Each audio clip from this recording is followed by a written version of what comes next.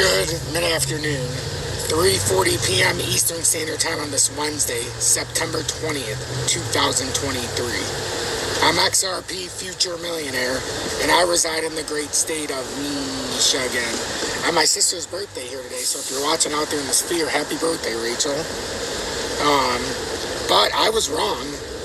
I firmly thought that they were going to raise rates by 25 basis points, which would not have been enough. But I did not think that the Fed would virtue signal. They just virtue signaled that they cannot fight inflation. They've given up and there's nothing they can do.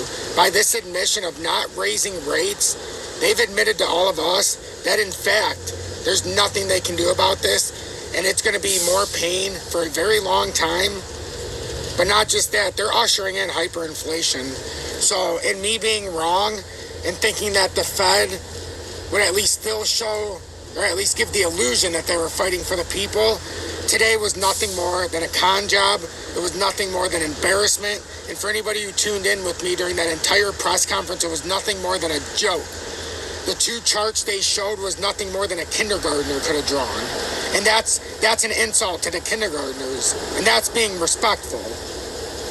It was nothing more than an utter clown and circus. It was a circus show. It was nothing more than a well-scripted meeting. The people asking the questions, all the way to the sideshow Bob that was answering the question. It was all a joke. So yes, I was wrong, but at what cost? Because it's going to cost us a lot. This admission means there is nothing they can do. And we're never going back down, no matter what they say.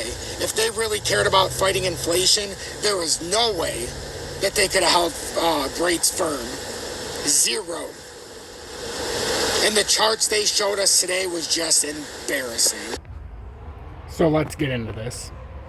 Fed declines the hike, but points to rates staying higher for longer.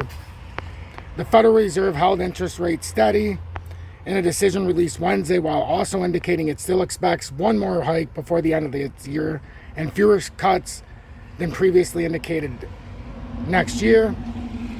That final increase, if realized, would do it for this cycle. According to projections the central bank released at the end of its two-day meeting, if the Fed goes ahead with the move, it would make a full dozen hikes since the policy tightening began in March 2022.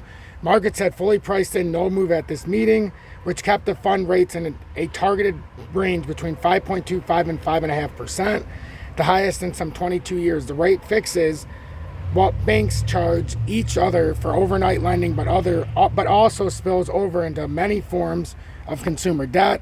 While the no hike was expected, there was considerable uncertainty over where the rate-setting Federal Open Market Committee would go from here.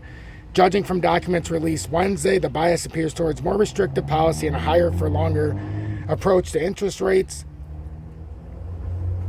That outlook initially weighed on the market, with the S&P 500 falling immediately after the announcement. However, stocks oscillated as Fed Chair Jerome Powell took questions during a news conference and were recently lower. We're in a position to proceed carefully in determining the extent of additional policy firming, Powell said. However, he added that the central bank would like to see more progress in its fight against inflation. We want to see convincing evidence really that we have reached the appropriate level and we're seeing progress, and we welcome that, but we need to see more progress before we'll be willing to reach that conclusion, he said. So he said nothing. Projections released in the Fed's dot plot, and that was such an embarrassment. Likelihood of one more increase this year than two cuts in 2024. So you can't make this up. Here's the Fed's dot plot, and then this is all you need to know. This is their drawing. Come on. Figure 2 FOMC participants' assessment of appropriate monetary policy. This is what they're looking at to tell you that it's going to go down from here. That's it, folks. You can't make this stuff up. Come on. Fed members also updated their summary of economic projections, revising their 2023 economic growth expectations up sharply. The committee now expects gross domestic product to increase 2.1% this year, more than double the 1% estimate from June. As for inflation, the Fed expects that the core personnel consumption expenditures price index would slow to 3.7%, down 0.2 percentage points from June's forecast. Powell said the Fed is not fully convinced that inflation is on the right path. You don't say.